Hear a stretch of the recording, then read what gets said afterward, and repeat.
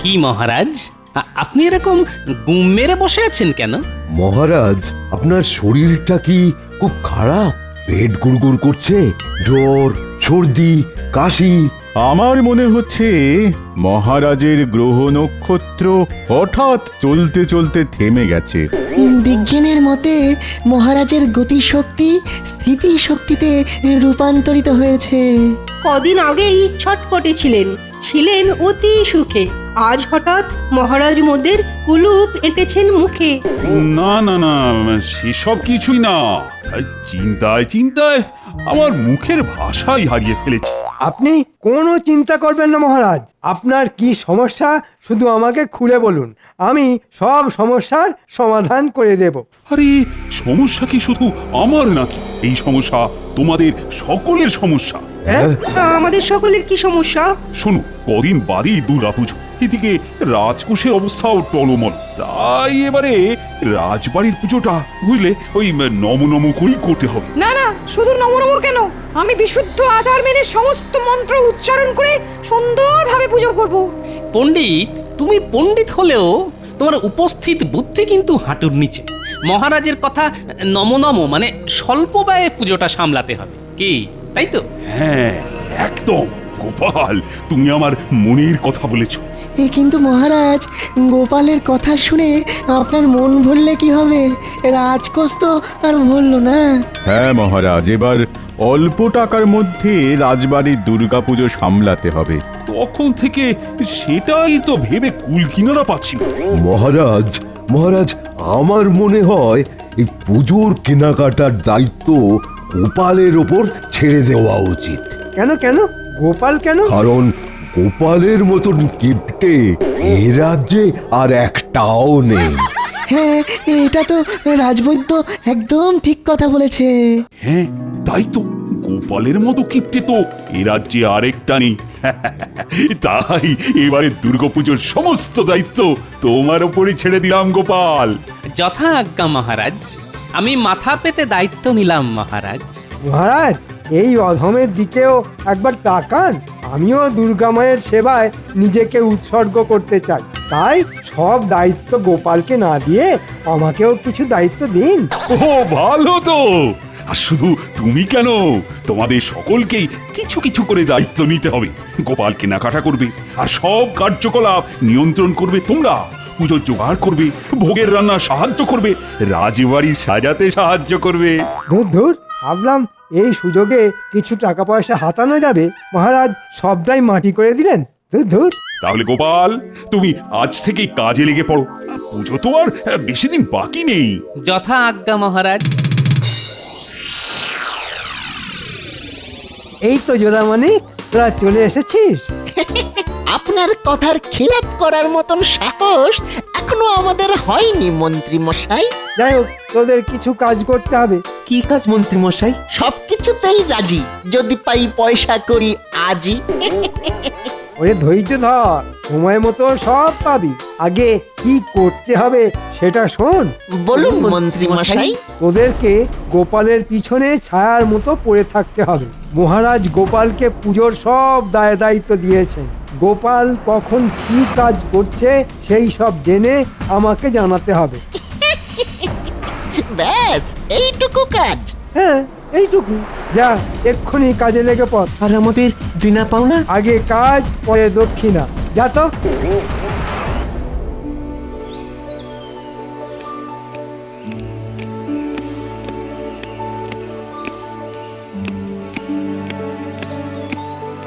কি হরি, কি খবর? এই তো গোপাল দাদা, মায়ের প্রতিমা তৈরি। কালকে শুধু প্রতিমা রং করব আর কি। শোনো, এই টাকা কটা রাখো, যা প্রয়োজন হবে তুমি শুধু আমাকে বলবে। এবারে মহারাজ আমাকে দুর্গাপুজো পরিচালনা করার সমস্ত দায়িত্ব দিয়েছেন। আচ্ছা গোপাল দাদা। আমি আবার কালকে সকালে আসব। এখন যাই, একটু মহারাজের সাথে কথা বলতে হবে।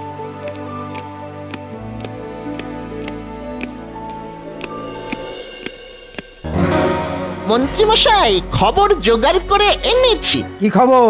চটপট বলে ফেল। গোপালকে একটু আগেই দেখলাম রাজবাড়ির দালানে হরি কুমোরের সাথে কথা বলতে। আর তারপর ওই অন্দরমহলে মহারাজের সাথে দেখা করতে চলে গেল। হরির সাথে কি কথা বলছিল সেটা বল। হরিকে গোপাল টাকা দিল। হরি বলল প্রতিমা গড়ার কাজ শেষ, কাল থেকে শুরু হবে প্রতিমা রং করার পালা। আচ্ছা ঠিক আছে, তোরা যা, এবার যা করার আমি করব। আমাদের বকশিসটা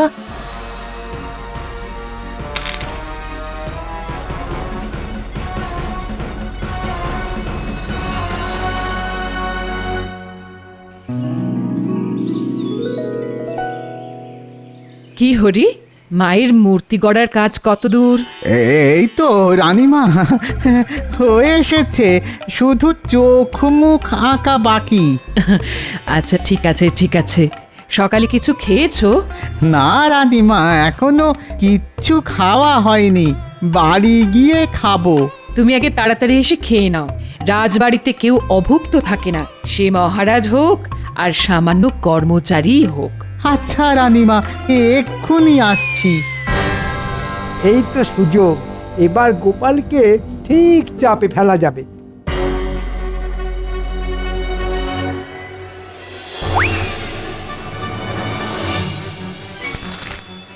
ব্যাস, এবার এই তুলিগুলোকে সরিয়ে রাখবো, তারপর যা দোষ হবে সব গোপালের নামে পড়বে।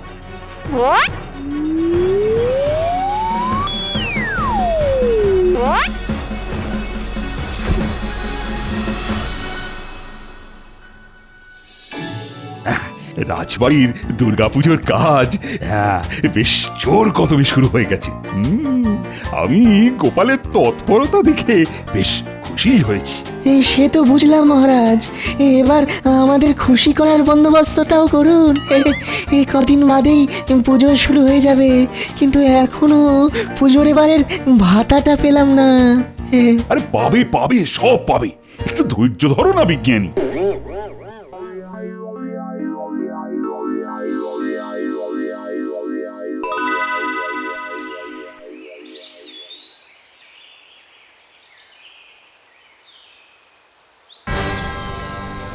এই মরেছে, সব কিছুই তো আছে, হঠাৎ করে প্রতিমা রং করার তুলিগুলো গেল কোথায়?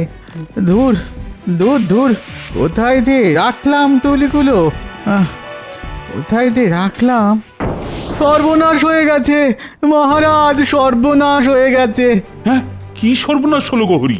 আর বলবেন না মহারাজ, আমার দুর্গা প্রতিমা গড়ার কাজ মোটামুটি সমাপ্ত, শুধুই চোখ মুখ আঁকা বাকি। এখন দেখছি আমার রং করার কোনো তুলি নেই। আচ্ছা হরি, তুমি তোমার বাড়ি থেকে আসার সময় তুলি এনেছিলে তো? হ্যাঁ গোপাল দাদা, এনেছিলাম। তাহলে তুলি রাজবাড়ির দালান থেকে গেল কোথায়? আমি চারিদিক তন্ন তন্ন করে খুঁজলাম, কিন্তু কোথাও পেলাম না। হ্যাঁ, এ তো ভারী মুশকিল হলো। তুলি না পাওয়া গেলে প্রতিমা গড়ার কাজ সম্পূর্ণ হবে কিভাবে? হয়েছে ওই গোপালের জন্য মহারাজ। ওকে দায়িত্ব দিলে এরকম তুলির মতো আরো কত কিছু দিনে দুপুরে উদাও হয়ে যাবে, দেখতেই পাবেন। একদম বাজে কথা বলবেন না মন্ত্রী মশাই, আমি অপয়া হলে আপনি একটা শুটকো। কি বললে? এই, তোমরা থামবে। আচ্ছা হরি, তুমি একটু অপেক্ষা করো, আমি রাজসভাসদের পুজোর বকশিস দেওয়ার কাজ শেষ করে তোমার সাথে এই নিয়ে আলোচনা করছি। তোমরা সবাই সারিবদ্ধভাবে সামনে এসে দাঁড়াও আর একে একে পুজোর বকশিস নিয়ে যাও। প্রথমে আসবে রাজবৈদ্য।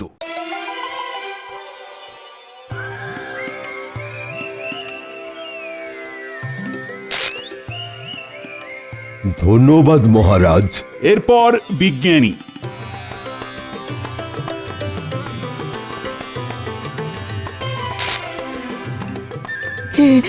অসংখ্য ধন্যবাদ মহারাজ, ধন্যবাদ। এবার আসবে গোপাল।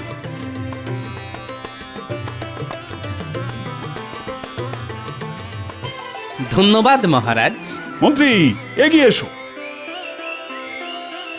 এ কি মন্ত্রী, তোমার হাতে রং লাগলো কোথা থেকে? এই মরেছে, তুলিগুলো সরানোর পরে হাত ধুতে ভুলে গেছি। কি হলো মন্ত্রী মশাই, চুপ করে আছেন কেন? বলুন, আপনার হাতে রং এলো কোথা থেকে? হ্যাঁ মন্ত্রী বলো। আগে না মানে কিছু না মহারাজ, আচ্ছা হরি, তুমি একটু এদিকে এসে দেখো তো রংটা চেনা চেনা লাগছে কিনা। হ্যাঁ হ্যাঁ, এই নীল রং দিয়েই তো আমি কার্তিকের ময়ূর রং করেছি। হ্যাঁ, তাহলে তো দেখছি হিসেবে একদম পরিষ্কার হয়ে গেল। তোমার তুলি উধাও হওয়ার রহস্যের কথা একমাত্র মন্ত্রী মশাই বলতে পারেন। মন্ত্রী আসলে মহারাজ, আমি চিত্রশিল্পের জন্য তুলিগুলো নিয়েছিলাম, ভেবেছিলাম পরে ফেরত দিয়ে দেব। যাও মন্ত্রী, তুলিগুলো যেখানে সরিয়ে রেখেছো সেখান থেকে নিয়ে এসো, নইলে তোমাকে আমি চিত্র বানিয়ে একেবারে দেওয়ালে টাঙিয়ে দেব। আচ্ছা মহারাজ, তোমায় আমি পরে দেখে নেব গোপাল।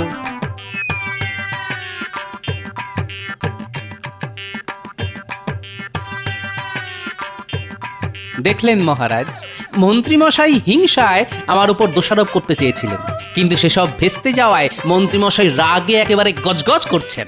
ছাড়ো গোপাল, মন্ত্রীর কথা ভুলে যাও, আর সাবধানে বুঝে শুনে সব কাজ করো।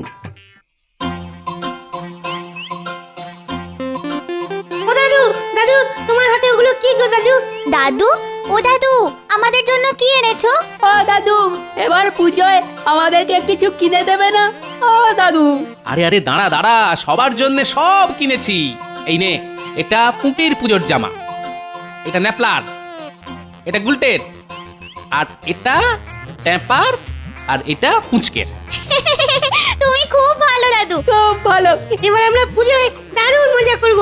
শোন, তোদের একটা কাজ করতে হবে। ঠিক আছে দাদু। আমাদের মন্ত্রী মশাইয়ের পিছনে ছায়ার মতো পড়ে থাকতে হবে। ছায়ার মতো? হ্যাঁ, লুকিয়ে লুকিয়ে মন্ত্রী মশাই কখন কি ছলাকলা করছেন সব জানতে হবে। কেন দাদু? তোরা তো জানিস মন্ত্রী মশাই আমার উপর চিরকাল শুধু হিংসা করে এসেছে। এবারে মহারাজ আমাদের রাজবাড়ির দুর্গাপুজোর সমস্ত দায়িত্ব আমাকে দিয়েছেন, তাই ওনার হিংসা দ্বিগুণ হয়ে গেছে।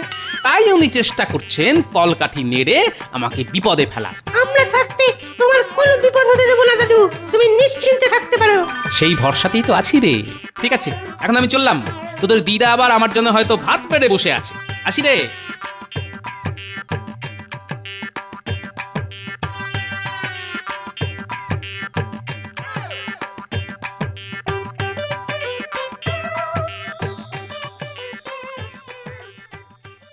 দেখেছো, মানুষটার কোনো কাণ্ড জ্ঞান নেই। সে কখন থেকে ভাত বেড়ে বসে আছে, এখনো বাড়ি ফেরার নাম নেই। এই যে এসে গেছি। আহ গিন্নি, এত উতলা হচ্ছ কেন? পুজোর কেনাকাটা করতে হলে একটু দেরি তো হবেই। তা আমার জন্য কি কিনেছো শুনি? জামদানি, বেনারসি, নাকি ঢাকাই মসলিন? এনেছি যখন নিজের চোখেই দেখে নাও। বাবা, দেখেই না তোমার চোখ একেবারে ছানা বড়া হয়ে যাবে। কই কই দেখি দেখি। এই যে দেখো গিন্নি, তোমার জন্য পুজোর শাড়ি। মাগো, এ তো সামান্য একটা তাঁতের শাড়ি। দূর, কি বলছো কি গিন্নি? তাঁতের শাড়ি সামান্য? তাঁতিরা কতদিন ধরে তাঁত বুনে এই শাড়ি তৈরি করে জানো? ভাবলাম জামদানি, বালুচরি কি ঢাকাই মসলিন কিছু একটা আনবে আমার জন্য। দূর, শুধু শুধু তোমার কথা ভাবলেই বুঝি চলবে?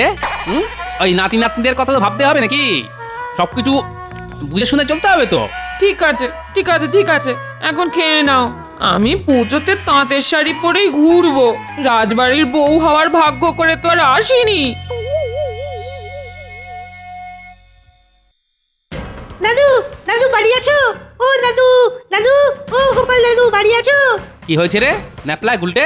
দাদু, তুমি তো আমাদেরকে দায়িত্ব দিয়েছিলে মন্ত্রী মশাইয়ের পেছনে ছায়ার মতো পড়ে থাকতে। জানো দাদু কি হয়েছে? আরে কি হয়েছে সেটা না বললে জানবো কি করে? মন্ত্রী মশাই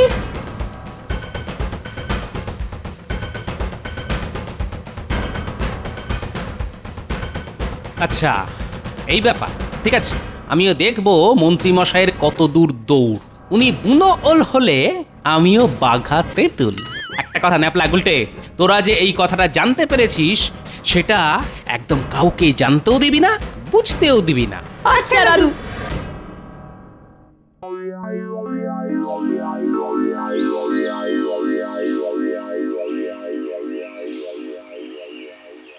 কি গো, বাড়িতে বসে আছো কেন? রাজবাড়িতে যাবে না? সপ্তমীর পুজো শুরু হয়ে যাবে তো। রাজবাড়িতে গিয়ে আজ আর কোনো লাভ হবে না। সকাল সকাল পুজোর দিনে কি সব আজে বাজে কথা বলছো বলো তো? চলো আমার সাথে এক্ষুনি রাজবাড়িতে চলো বলছি।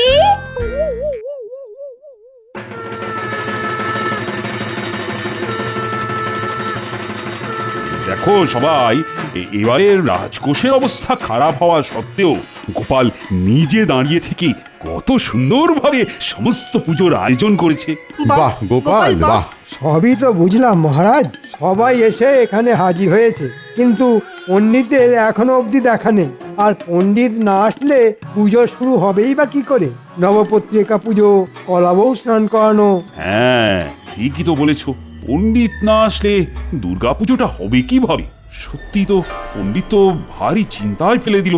দেখলেন তো মহারাজ, গোপাল ডোবালো তো। পণ্ডিত না এলে পুরো পুজোটাই ভেস্তে যাবে। এ তো সত্যি খুব মুশকিল হলো। গোপাল, ও গোপাল, তুমি একবার পণ্ডিতের বাড়ি গিয়ে দেখে আসো না। মহারাজ একটু অপেক্ষা করুন, পণ্ডিত নিশ্চয়ই আসবে। আমি হলফ করে বলতে পারি আজ পণ্ডিত আসবে না। এ কি বলছেন মন্ত্রী মশাই? একবার দূরে তাকান, ওই দেখুন কে আসছে।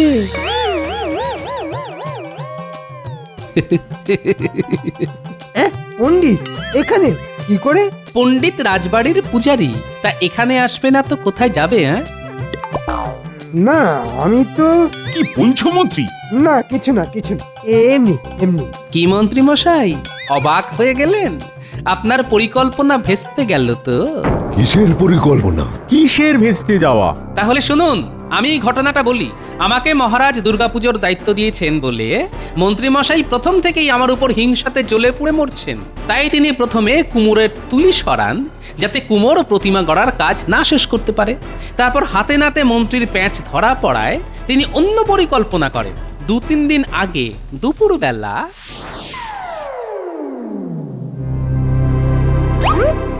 কি ভগবান, বাড়ি আছো? আরে মন্ত্রী মশাই যে, তা হঠাৎ করে আপনি আমার বাড়িতে? কোনো দরকার বুঝি? হ্যাঁ শোনো, তোমাকে এক কাজ করতে হবে। কি কাজ? আগে বলো, তুমি পুজোর সময় তোমার দেশের বাড়ি উড়িষ্যায় যাও কিনা? হ্যাঁ যাই। কেন? এবার তোমাকে তোমার সাথে আর একজনকে নিয়ে যেতে হবে। হ্যাঁ, আরেকজনকে? বলেন কি, কাকে? আমাদের রাজসভার পণ্ডিতকে তুলে নিয়ে যেতে হবে। এই মরেছে, তাহলে কৃষ্ণনগর রাজবাড়ির পুজো কে করবেন? তোমাকে ওসব নিয়ে একদম চিন্তা ভাবনা করতে হবে না। পুজো হবে কি হবে না সেটা আমি বুঝে নেব। কিন্তু অত দূর একজনকে নিয়ে যাব, তা ওই খরচপাতি তা সেটা তো আছে নাকি? এই নাও তোমার খরচাপাতি। কাজটা যেন ঠিক সময় হয়ে যায়। হ্যাঁ, আপনি একদম চিন্তা করবেন না মন্ত্রী মশাই, আমি ঠিক সপ্তমী পুজোর আগের রাতে রাজপণ্ডিতকে আমার দেশে উড়িষ্যায় নিয়ে চলে যাব। মনে থাকে যেন। এ কি সর্বনেশে কাণ্ড রে ন্যাপলা! আমাদের পণ্ডিত মশাই চলে গেলে রাজবাড়ির পুজোটা হবে কি করে? চল চল, এক্ষুনি গোপাল দাদুকে খবরটা জানিয়ে আসি। দাদু, ও দাদু, বাড়ি আছো? দাদু, ও গোপাল দাদু। এরপর মহারাজ আমি সোজা চলে যাই কেলে পচার বাড়ি। কিরে কেলে, বাড়ি আছিস? হে গোপাল দাদা, বলো বলো, তা হঠাৎ তুমি আমার বাড়িতে? শোন কেলে, তোকে চোর থেকে পণ্ডিত হতে হবে। আমি তো চোর, তাও এখন চুরি ছেড়ে দিয়েছি, কিন্তু পেটে এত বিদ্যে নেই যে পণ্ডিতই করতে পারবো। ওরে বোকা, তোকে পণ্ডিত হতে হবে না, শুধু সাজতে হবে। মাথা ন্যাড়া হতে হবে, মাথায় টিকি রাখতে হবে। ন্যাড়া হতে হবে? সে কি? হ্যাঁ, কৃষ্ণনগরের কল্যাণের জন্য তোকে হতে হবে। তারপর তোকে আমাদের রাজপণ্ডিতের বাড়িতে গেরুয়া পরে গায়ে চাদর মুড়ি দিয়ে ষষ্ঠীর রাতে শুয়ে থাকতে হবে। এই মরেছে, কেন গো? অত প্রশ্ন করিস না, যা বলছি সেটা করতে হবে, বুঝলি? আচ্ছা গোপাল দাদা।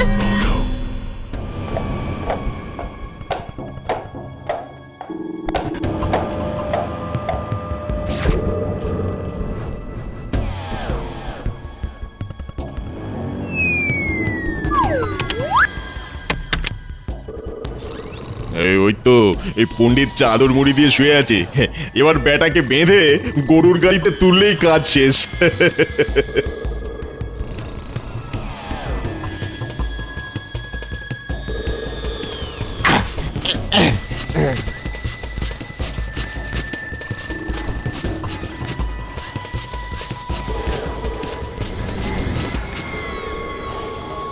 কি বুঝলেন মন্ত্রী মশাই? আসল পণ্ডিত এখানে পুজো করতে এলো, আর পণ্ডিত রূপী কেলে পচা এখন উড়িষ্যায়। সাবাস গোপাল, সাবাস। আজ তোমার বিচক্ষণতার জন্য পুজোটা হচ্ছে, নইলে যে সব কিছু ভেস্তে যেত। যা, আমার সব চাল ভেস্তে গেল। মন্ত্রী, আজ আমি তোমাকে শুলে চড়াবো। থাক না মহারাজ, শুভ দিনে আর ছুঁচো মেরে হাত বন্ধ করবেন না। না না না না, শাস্তি তো মন্ত্রীকে পেতেই হবে। ভুলে গেছে মহারাজ, ক্ষমা করুন। মহারাজ এক কাজ করুন, পুজোতে তো রোজ অনেক খাওয়া দাওয়া হবে, অনেক বাসনপত্র হবে, সেই সব কিছু মন্ত্রী মশাই না হয় পরিষ্কার করবেন। হ্যাঁ, ঠিক বলেছ মন্ত্রী, তুমি তাই করবে, আর এটাই তোমার শাস্তি। তাহলে আর দেরি কেন, পণ্ডিত মশাই সপ্তমীর পুজো শুরু করুন। হ্যাঁ নিশ্চয়ই নিশ্চয়ই। বলো জয় মা দুর্গা। জয় মা দুর্গা। জয় মা দুর্গা।